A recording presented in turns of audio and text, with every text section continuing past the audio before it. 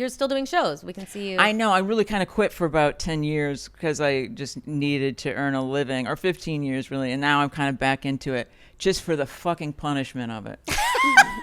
With these bros and all these other assholes. It's like, why?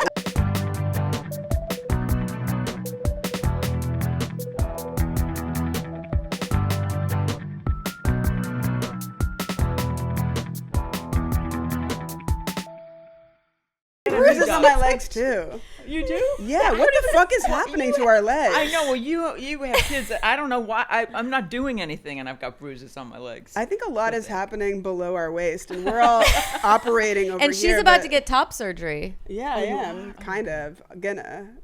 Up or down or out? all three. You're listening to Good Enough Podcast starring Sabrina Jalise. Let's just start. Okay. We're going to bring you right into the thick of it. We have an incredible guest here. We've all just observed that all of our legs are bruised. That's probably something you're dealing with too. I have varicose veins. I have varicose veins too. Do you have varicose veins? Well, that can't be your first You credit. have amazing legs, No, Laura. I have. Look, you know what, guys? I have veins, but they're not varicose. They're just blue and purple. Well, That's my tan. you need the ones that look like Julia Roberts' forehead when she's passionate in a movie. Really? That pop out. That's what I had. Some famous designer said the legs are the last thing to go. Oh, What is so that? That's true.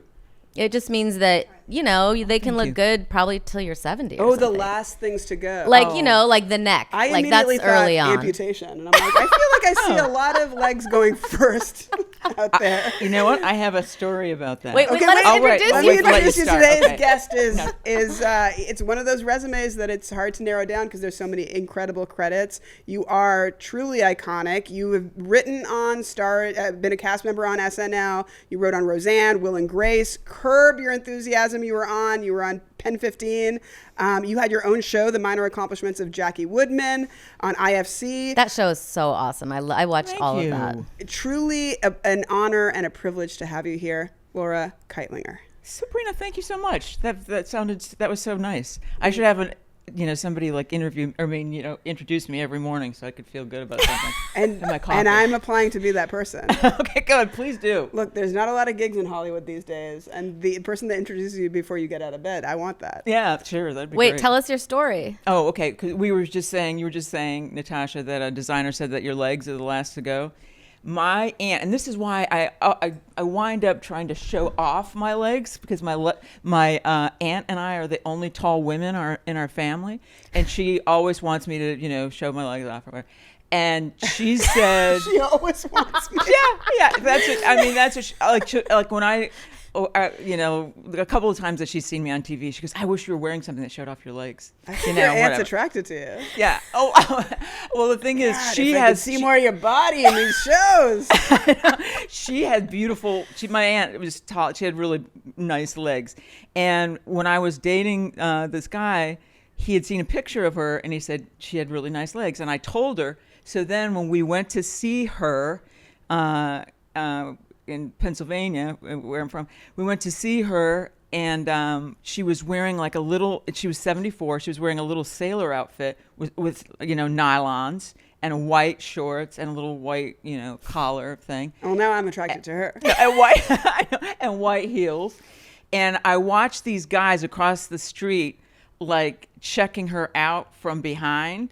And then she turned, and they both fell at the same time. No they weren't way. expecting a 74-year-old woman. They just saw her long legs from Goals. Yeah. Oh, wow. That's kind of a boring story, but No. It reminded That me. would be I me was too. just at the airport. There was these three guys, and they were like, "What the fuck, man? What the fuck?" They were like in their 40s, and I'm kind of like dialed into I'm like, "What the fuck, man? What the fuck?" And it was like, that was the hottest lady I've ever seen in her 60s.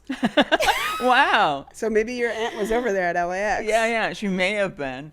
Wait, so Laura, Pennsylvania is what I was going to follow up with. What are you going to follow up with? No, I was born in Erie, Pennsylvania, but I grew up in Jamestown, New York. So you grew up in Jamestown, and I remember you telling me you had your mom. Will you tell the story? Or About my mom being a mistress? Right. Yes. Yes. Like it's. I think about it a lot after you told it to me. Yeah. My mom was a petite beauty, much like Natasha. And I remember, there was this one time I guess I was like 14, and I realized I was a lot taller than her. And we were both doing laundry, and she said, and I said, I'm going out to this party. And she said, you're not going. And I said, and then I had this crystal clear like moment of like looking out that I could see over her head and out the window, and I was like, what are you going to do about it? And then my mom's so funny. She said, I should have beat you more when I could have. Because I was so much taller. But I don't know what the story is about my mom other than, yes, she had an affair with my father, who was married for a long time. Yeah, for 18 years. And did you know your father growing up? Yeah, but we didn't really have much of a relationship. Yeah. He was a wandering Jew, if you will. And so did you feel, I was under the impression that you had to like keep something a secret when you were. Oh, yeah. I'm sorry. Yeah. Well, my dad lived with his family and, in a very wealthy part of like near Chautauqua, and we lived in the not great part of town. And so my mom, I was really curious about my half brother and sister. Like, I wanted to know, are they as super unpopular as I am? Do they have bad skin? I just wanted to know if we had anything similar, if we were going through the same thing, because we were similar in age. And so sometimes when we were in the mall, my mom would point them out because my dad wouldn't tell me anything about it. Like my dad, when I saw my dad, when he would visit me and my mother, I know he knew he was just there to see her, and he'd say, hey, if I asked him about anything, about them, whatever, he'd say, why don't we just enjoy this time that we have together? Oh my God, awful. Yeah, I know. And then I'd say, when should we start? I think we did it. And then I would just go out of the room because it was just like, wow. And you knew when he was around, he was mostly interested in seeing your mother because they were still romantic? Yeah. Oh my God. And I, there was this one time I came home sort of early from school. I know. Well, this is in the pilot. I was sitting next to someone in gym who had a seizure. So I got kicked in the face. And, it's like, who's more unlucky, the person having the seizure or the person sitting right next to them and gets the shit kicked out of them? Oh, Which was my me. God. What the fuck? You couldn't get away from it? No, I was like in a windmill of her limbs, and we were both like the tall girls at the end. Breakdancing epilepsy. Yeah. And so, it was fun. But anyway, I came home early because I'd, been kind of banged up, and I could hear my mom and dad having sex. I could hear their and then I knocked on the door. My mom thought I'd gotten into a fight because I didn't have any friends or whatever. And she said, why can't you get along with people? And I said, why can't you stop getting along with people? Wow. Because she was, she had a lot of boyfriends. Deep. That's so deep. But it's like, yeah, it is so hard to be a parent too, Oh my God. That's what the whole podcast is about, is us struggling, trying to figure out how to do it because. Well, but I mean, also, like, I imagine that your mom, did you feel like your mom loved you, right? Oh, like, yeah. She really it was probably you two against the world. For that moment, for her to Exactly. be fucking your father, who's not really motivated to be connected to you, while having this whole other family, being sold so short by this man, but being so distracted by him that you look at your daughter who's like come home injured, and your first thought is some sort of note on how she falls short. Right. It's so I don't even think fucked of it like that, up. but It's so true. fucked up. Yeah, it's yeah. like, it's wild. But despite that, I think we're all just evolving. I think our parents didn't know. they just they had kids too young. And What's your theory on your mom? She's like the only Trump supporter that I still talk to because I'm so close to her. She's addicted to men who fall short. She is, Sabrina. That's it. She's used to being let down. Yes. She's standing outside of the courthouse to find men that have been fucking sued for. That's exactly it. Yeah, to be like, So let me hang my hat on you. Yeah, is she doubling down right now? Oh well, it's weird. I was telling this friend of mine. It's like I'm a mama's woman because it's really hard to still talk to her, and I had this bit about like when she was kind of getting hypnotized by Trump that she was saying like, oh, the immigrants are eating our pets, and they're flying over crops, and leaving chemtrails. And I was like, they're bats too. They're flying, and just like all this crazy shit. The immigrants sent the bats. Yeah, and she said, and all we want really is just to finish the ballroom. And I was just like, how can I tell? All we want is to finish the ballroom is so it's like disconnected. Exactly. And I was like, how can I tell if she has dementia? I will have no idea. Yes, it's all as long the same as she loves soup. Trump. Yeah. Wow. Yeah. It's so hard to understand what's happening right now. Oh God, it's so awful. Yeah. Well, people are easily manipulated, is my theory. It's like people are easily like, maybe they're so sad, they're like, at least I can think about this ballroom. Yeah. We have a ballroom to renovate. Laura, you were in the news recently. I was? Ooh. God damn it. All right, Natasha, let's just get this over with. Yes. I'm not proud of it. I want to say that. Okay. Okay. Tell us what happened. Okay. So I was at the Improv, and I was leaving, and I heard this comic berating a friend of mine on stage, and we were and we were all part of the same show, and he was saying, like, kind of trying to get the audience against this comic, and saying, like, so what? He started his set with, so what did you think of that person, and did you like the way they, and I was like, wait, what? Yeah, like really. I don't like that. Yeah, it was so lame. And then, I was going out a little further, and it kind of just, the ball was rolling. Like, somebody said, did you hear him say that? And I said, yeah, I did. And then, I was talking to a few more comics, and then I said, I don't know who that is. And then they started saying, like, he's this right wing, blah, blah, blah. And it just kept getting worse and worse. And I was like, that really. We won't say the name of the comic. Okay. But you did. But I did. So then you did something to him. Yeah. So then I like this story. Anyway, already. so we're outside, all a bunch of comics, and there's kind of going on, everybody liked this comic that he was berating, and he's not very well liked, whatever. And so then one of the comics pointed to his Tesla truck and said, that's his. And I was like, oh my God, that's like a hat on a hat. It's so obvious, like that guy. So then... Oh, it was a Cybertruck. Yeah. So then... The comic drives a Cybertruck. Yeah. And we've narrowed it down to 40,000 male comics. I know. So I, with the dust on the windshield, I wrote douche. Oh my God. And so then I felt really bad about it instantly. And I knew, like, I was probably going to be seen either from, like, the cameras outside, the cameras on the parking lot, whatever, if there were any, what are they called? Surveillance. The CCTV. Yeah, that kind of thing or whatever. And then I found out it was also on his car. There's on those Teslas have the best cameras. Yeah. So, but I looked like shit, by the way. But anyway, and I know, and I needed some makeup today too, Natasha. But anyway, so I got home, and I'm not on Netflix. I'm not on X, Twitter or X. I love you just being like, I'm not on that big glob of social. Yeah, all of that shit. Discord. I'm not on Yeah, okay. But anyway, my husband said, he tweeted this, and also he hashtagged Elon Musk. I was like, Jesus, this guy's in his 40s, and it's like, I'm telling Dad, wow, that I hurt the car or something. It was just like dust and thing. But that's strange to tag Elon Musk. But I also, here's the thing, Sabrina, I was really mad at myself for doing that. I thought that was stupid.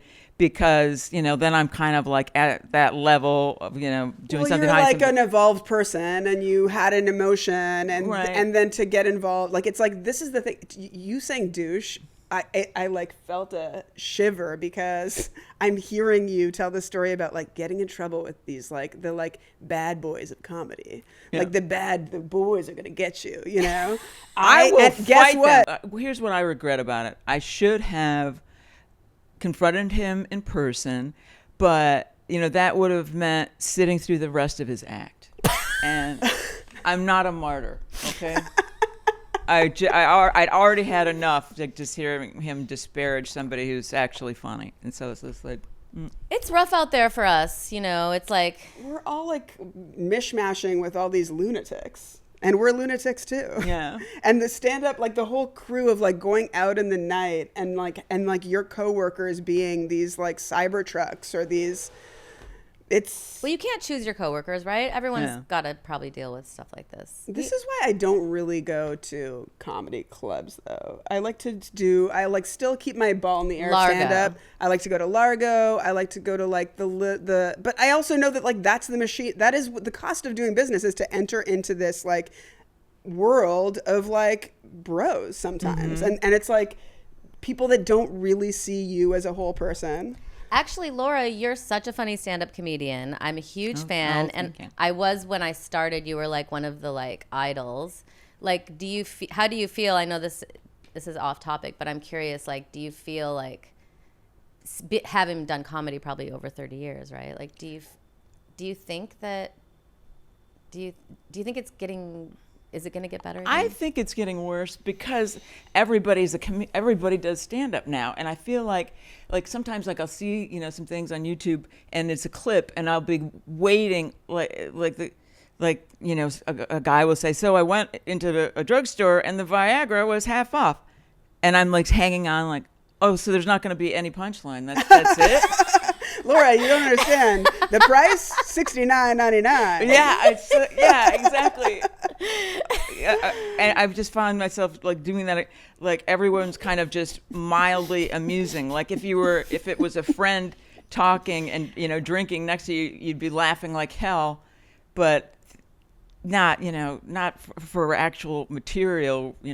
I don't know. I don't think it's like the secret's out and the cameras are out and the selfies are pointed and that everyone has access to this form that used quality's to have at an all-time low. Quality's at a low. Yeah, there isn't much and material anymore. Yeah. No, but Laura, you have like such a. I mean, I know now. I'm sure it's complicated, your relationship with your mom, but you stayed so close. Like, is there something she did in growing up that you would treasure, that you could tell us that you think was a good thing that she did to make that happen? Just that I think that she was always pretty funny. She was always a friend of mine. Like we could talk about stuff. That's sweet. And yeah. Did she discipline you? I think when I was really little and she had like 2 jobs and I had just gotten these new shoes and she bought this beautiful new coffee table and I got up and scratched the shit out of it with my tap shoes because I tap danced on it. Whoa. I think she spanked me and she felt bad ever since, but I was really little and she, Aww. And she told me also that we went to a movie, I don't know, maybe it was Snow White or something, and it was taking a while, and this is just in the theater in our town, and it was taking a while to start, so I ran up on stage and started dancing, like I was probably 4 or 5, and people were clapping, and then she had to go and get me, but I think she always, even if I did something bad, she would think it was funny, and also I remember there was this time, I guess maybe I was 4 or 5, I don't know. And she said, look, my boss is coming over and he's bald and I don't want you to say anything. He doesn't have hair. I don't want you to say anything. And I said, okay. And then so I was eating crackers and I said, do you want a cracker shiny headed? And then shiny headed? And then he got really red and my mom was really upset. But then she said later on, she said it was all she could do not to laugh because she really wanted to. So that's so cool that she like passed down like her comedy gift to you. Yeah. Too. Yeah, she really seemed funny. like a badass. Yeah. Do you have things that you are like notes for the way you see your friends parenting or yeah, the people around you from the outside looking in? Is there sort of like something that you feel like what we usually do is trash and treasure, which is like something that you treasure, so treasuring that closeness with your mom, like the friendship and the humor. And then we also do something that you trash, which is notes for your mother. But I think I've already done that. Yeah, pretty much. You did, yeah. I'm trashing my mother. Yes. I mean about the Trump thing. Yeah. Well, yeah. I guess maybe what you see in your friends' parenting. Do you have things that you think are like? I mean that. I think that a lot of people assume that if you don't have kids, that you don't like kids. And my last boyfriend was 22. I dated this guy who had twins. Whoa. And they were adorable. They were both 6, and he was not in the business. And 2 boys, and one I really bonded with, and the other, I would think of it now, is so brilliant, used to fake injuries around me. We were all having a barbecue, and we're having and just I was sitting at the picnic table, like coloring with them, whatever. And the one kid that doesn't like me was like, and ran to his dad, and he said, Laura, what happened? I was like, I don't know. Did he get bit by stung by a bee or something? I don't know. And then he was asking his son, John, what's wrong? And their son would just look at me and go, I was like, what? And then finally he goes, did something happen? And I was like, yeah, you know what? I punched him really hard. Is that okay? Nothing happened. It made me so mad. And with these kids too, I went to Chuck E. Cheese. Oh, I love Chuck E. Cheese. Oh my God. I was thinking, like, if they do a Contagion 2, it should be there. It's so creepy. It is so creepy. It's so disgusting. It's sticky. Oh my God. I actually threw up. My only job was to sit at a table and order pizza for the kids while they played games with their dad.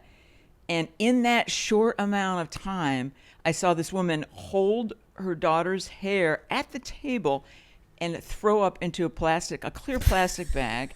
And then as they were coming over, I was getting up and I knocked a diaper out of this diaper bag that this man was carrying, a full diaper I knocked onto my own shoe. And I said, I ran out and I threw up in the garbage can. Like a dirty diaper? Yeah. And I said, and then I called my boyfriend. I said, I can't come back in there. And he goes, please come back in. Or the kid. So then we had to go home because I would not go back in. And we were all, and the kids were in the back not talking to me.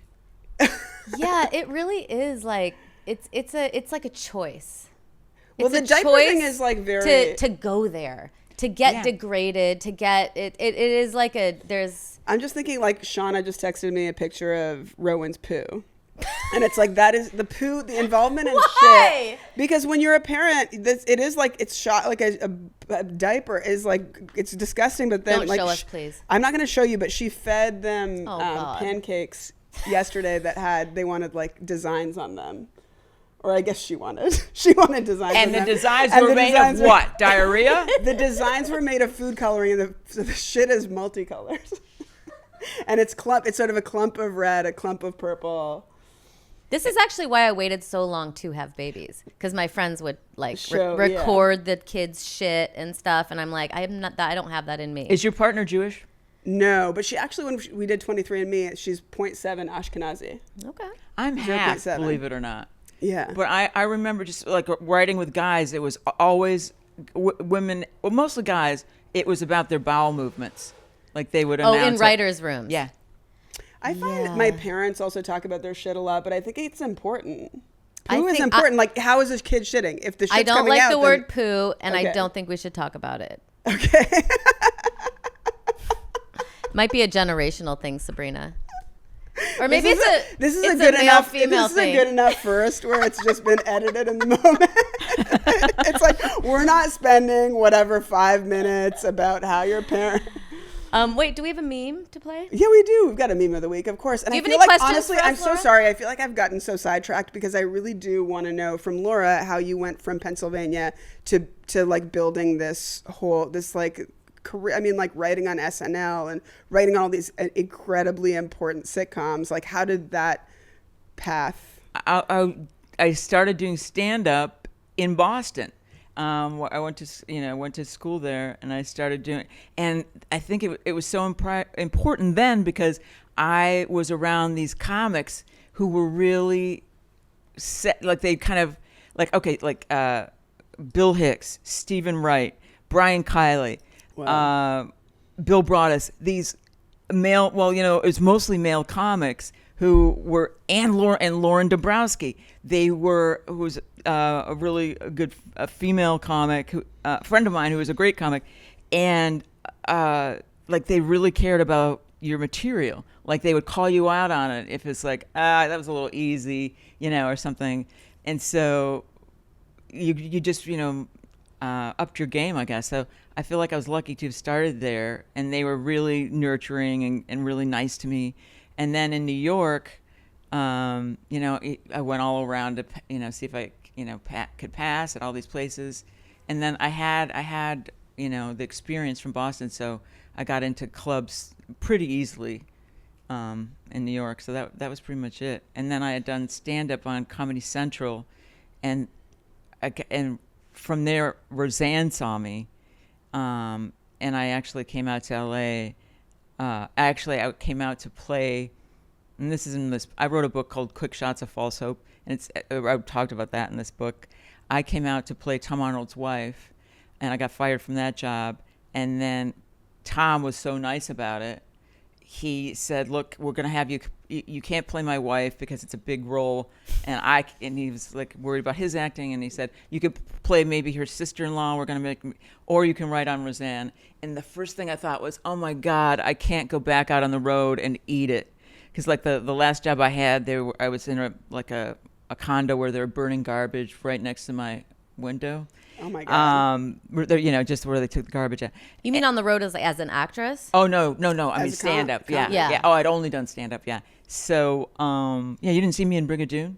Yeah. So So I was So I said, "Oh, I'd like to write on Roseanne. That would be amazing." So you kind of chose your own path. That's so cool. And and then you were staffing on Roseanne. Yeah. Wow. And that was season 1? No, I was there in 92, so I don't know what season that was. Well, when I was growing up, you were always like the queen of alternative comedy. Really? Yeah, and I would watch you all the time. You were so funny. You are so funny. And you're still doing shows. We can see you. I know. I really kind of quit for about 10 years because I just needed to earn a living, or 15 years really, and now I'm kind of back into it just for the fucking punishment of it. With these bros and all these other assholes. It's like, why do I shouldn't bother. I really shouldn't. But you know what? No, here's why you should. Comedians, they have the ability to make people feel things they were feeling, or things they didn't know they were feeling, or putting words to the things that they were just, you know what I mean? Like, it's just such an incredible superpower to be able to stand on a stage and be like, now I get to talk. No, but also to crystallize too what people are feeling. And you, by the way, were fantastic. I just saw a clip of you on one of the roasts, and it was such a great bit about Jonah Hill. That he was like the LA thing of getting what? No, I mean, what is it? It was. I don't know who wrote most. Reveal but the there's Jonah tons. Hill. But you were also like you kill on those. Oh, the roast, yeah. Yeah. They were fun to do, but you had such a good. It came up in my algorithm. I didn't tell you. I've hid this from you. But the roast of Justin Bieber, you had such an incredible run. Whatever that clip was, and you're not online, so you're not seeing. But I think that maybe your roasts are in the zeitgeist right now, and it was so funny. Really? Okay. It was so funny. Look it up if you're listening. That was a fun time. It was a fun time. Natasha, you're not on social media at all. You're not on Instagram or anything. I have an Instagram account, and I post things for this podcast and for my other podcast. And I don't know. I stopped wanting to share my life. So, I don't know. It just happened. Maybe it happened when you turn 50 or something. It's such a cool thing. When someone is not online, it's such a cool thing to be like. And I don't have an algorithm. That's so wild. Well, I feel like that's insane. I feel like I have to do it. I have to start doing it just to get people to come to shows or whatever. And what I hate about it is like, okay, now, I'm in my, late 50s. Now I'm still trying to be popular. That is so sad. But it's new people. Maybe you're going to inspire a different type of person. Maybe you'll inspire young women, I don't know.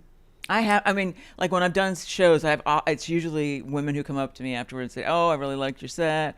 And actually some nice guys too. It's like, I don't know.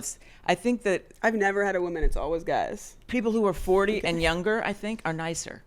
That's a good observation. 40 and younger, nicer. Yeah. We're coming up on a nicer generation. Yeah. Hell yeah. Give me that nice generation. Yeah, it'd be good. Look, speaking of the internet, let's hit this meme of the week. Okay. When I look at people who are accomplished and when other scientists look at people accomplished, and you go back to their childhoods and you go back to adolescence and you even go back to early adulthood, there's a striking pattern which is surprising, which is that they are very broad samplers. They try something and they quit it. Yeah. They try something else and they quit it, as opposed to being like volleyball, volleyball, volleyball, volleyball, volleyball. For example, when you look at Olympic athletes, and the U.S. Commission for the Olympics has actually studied this, it's the case that most Olympic athletes, not everyone, but on average, have played more sports, not fewer, than comparable but not as accomplished athletes. And I think that's good advice for young people to maybe reframe, the 2 years you spend at McKinsey or some other job that you then end and then pivot, not as a failure and maybe not as quitting, but as sampling. And research shows, but also my own personal experience. I mean, all those years of tears, life is for most people like a process of trial and error. Trial and error. Trial and error. Years of tears. That's what I got out of it. Yeah. I mean, I think that I like the perspective of that. Like, you can't just think you can always quit something, though. No, of course not. It's like somewhere in between, though. But I feel like old school was like never quit and like keep down the path and don't get divorced and don't change your course because it's a waste. And it's like, I mean, think of all the incredible things that happen in people's lives when they do pivot. Like, I think trying different things. I think about pickleball, obviously. I'm like, I played tennis, and there are these tennis puritans that were like, why would you touch that? Dirty. And I'm like, I love it. Pivot. Try new things. Laura, what do you do in your life that like brings you joy, like that's not stand up? Like, do you have any new things? Are you like into any, you're not online that much either, are you? No. I've been trying to read. I just like spending time with my husband and our dog and cats, really. And we sit and watch TV all night, Wait, I didn't realize you had a husband. How long have you been married? 8 years. Nice. What's your husband like? He is a documentarian and editor, and I've driven him nuts with like we have a podcast that he puts it together, but I've driven him. What's the podcast called?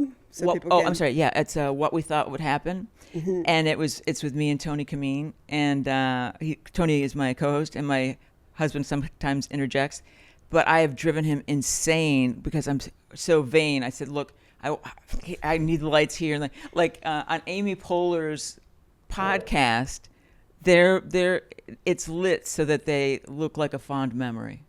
Oh yeah. Wait, can we get some of that fond memory lighting? It's beautiful lighting, and we need some amber lights just kind of lining the bottom of the floor, and then maybe some white up here. Ours is lit like a future fantasy. I like that. A dystopian fantasy. We should put that in the subject line when we invite a guest of like, come to the future fantasy lighting. Why don't we just cartoon ourselves? Oh my God, incredible. Can you have AI do that? We should just be like hot cartoon versions of ourselves. If we were anime on this YouTube clip, yes, we would be selling overseas. Well, we'll figure it out. Is there anything else we want to... Yeah. Wait, I brought something, by the way. Should I get up and get it? Sweet. Yeah. Well, it isn't. Sabrina, you're not going to think it's sweet. It's your son's shit. It's in 4 pebbles. They look like Fruity Loopies. Since my dog is my son, it's my dog's shit. No way. You can look at it. I'll take it. It is. I was prepared for the timeout question. Oh my God! Yes, I'm so sorry. We're out of it. No, it's fine. I think, or we've never been more into it. Yeah. The timeout of the. Oh, thank you so much for preparing a timeout. Okay. Yeah. I have to time out on my insomnia shopping because it leads to some shit like this. Oh my God, I'm always so looking excited. up 60s, 70s crap, you know. Your jewelry is amazing, by the way. That's all I care about. All right, it's that kind of stuff. Thank you. And this is what I fucking bought at like 2 a.m. when Oh I my couldn't God. sleep. I, Isn't that you awful? could totally pull that off. No, I cannot. Put it on. Know how I thought do it you was know going how to I be like small. It? Can I fashion it on you? I want you to take, Sabrina, I want you to feel wear like right here. Ooh. Like this. This is like. Wait a second. Are you kidding me? Oh This my is God, like, a are you queen. kidding? You have to move, and we have to take a picture. Good We're on Lord. camera. I'm going to leave. I wanted to leave it here, and you can give it away as a guest. Oh my God. Yeah. Someone who It's wins we something have in a raffle. table. We're with her. I mean, This it looks is awful. so 60s and cute. I just want It's to kinda cool. show you the picture. Put in your thing and just show her. Okay. You'll like it. All right. It's I know your sitting- style. It's sitting on my glasses. Actually, Laura, you gave me that's not. It's falling. We can cut however long we want to do for this part. I actually really like it You because straighten it. it looks like cool. one It of looks like like It looks good, right? no, it looks like a lobotomy apparatus. Like I'm Francis Farmer and I just thank you. Oh. Well, I also hope you do more acting because every time I see you in something, you are so funny. Jackie Woodman was amazing. You were so funny on Curb. I like the necklace too. I gotta say. You can do it because you're stylish. You I always want to look wear it good. like how you were wearing it. You were wearing it like it was like Oh my God, this that was honestly, great. I told you. it Laura, looks I'm good. starting to think this was a good purchase. with This, your I'm beautiful telling eye- you, yeah, she I know can do this it isn't great for because- audio, but we'll cut a bunch No, of the. look at the But YouTube. like, But wait, Laura. Oh wait. Oh, what was I gonna say? I forgot. you were gonna say, You're Sabrina, like will you the put mighty on? ISIS. What? I know what I wanted to say. I wanted to say you gave me once a skirt. You came to a party at my house. You gave me this beautiful black, like silk skirt that I turned into pillows. And you were like, "Oh, you can always turn them into pillows." And then I did that. You and now, did? And now I always do that with stuff. I'm always like, "Let's turn this into a pillow. Let's make a curtain out of this." So you must. I would love to see your house. I bet you have great style. I would love to. I want both of you to come over and do the podcast if you can stand it. I could definitely stand it. I'm, you know, well, I'm not gonna say where you know where I am, but I'd love that would be a blast. Oh my God, great. Is there anything you'd like to promote? Yes, I'll be writing douche on all the Tesla vehicles from here to Texas. Oh no. my God, I love that. God I love almighty, that so much. you're going to have to take that out. I'm going to get into so much shit as it is. Honestly, I felt awful. I really felt bad about by the way, I did DM him to apologize. Oh, That's did you nice. get Yeah, that's when I found out about the, Did he respond? Yeah, he said I should mind my own business and da-da-da. Well- and then he was kind of tried to age shame me. I'm really close to 60. I'm not quite that yet. But he said, a 60-year-old doing this sort of thing, and da-da-da. And I was like, I mean, I'm in my 50s. Let me be. I'm at the very end of it. Just let me have it. let me have it. Let me have the douche. Let me have the youth. Yeah. But, If you wrote douche on my car, I would be like, I would let you have it any day. thank you. Well, Yeah, I drive. I want to live in a world where you can have it on a Charger, though. That car is. But you also didn't spray paint it. No. I just did it with my finger.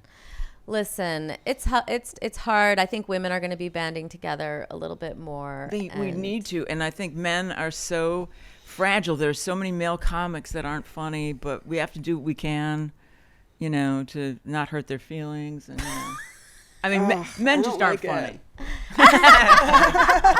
Now, yes, that'll be the sentiment for the next 30 years. We had to get out of women aren't funny. Yeah. But I remember like when I first started comedy, I read Sarah Silverman had an interview somewhere and they asked her like, what do you think about all the men saying, or I think Jerry Lewis had said women aren't funny or whatever. And I remember Sarah's response was so cool. She was like, what? He's like 85. He doesn't know what he's talking about. And I was shame. like, that's, well, but And it was. he's not funny. Or that he was like, had dementia. Like it was like, yeah. she didn't really take it seriously. And I think That's the best way to deal with. That's the best comeback always, is to be like, who is this? Yeah. Yeah. Totally. Yeah. Tony, here's my little plug. Tony Kameen and I are doing our What We Thought Would Happen. We're just hosting a stand-up show at Bar Bandini the first Sunday of every month, so September 6th. And you can find me. I think my dates are on Instagram. Okay, cool. Laura, thank you so much for thank you. coming. We love you. And wait, Oh, what's good. the podcast about? It's really about like what you when you started out, like, thinking about what you want to do in high school or whatever, and then what you wound up doing, and just like and for us, it's been all the times you thought, like, I remember like being at Catch a Rising Star and looking at the photos of Richard Pryor and all these other and George Carlin, all these amazing comics, and Sandra Bernard, and just thinking, well, I better get ready. I'm going to be up there, and then just fucking ate it. Couldn't even finish my set. And that, and I started back in like in '92 when people were smoking. I was like disappeared in smoke because I was getting heckled. It was just fucking awful. God. But what I thought in that moment was, well, I've arrived.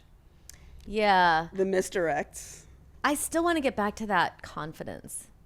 Like in the beginning, you mean? Yeah, like where you're like, that's going to be me next, I did think that I was going to film an HBO special the year after I started at 16.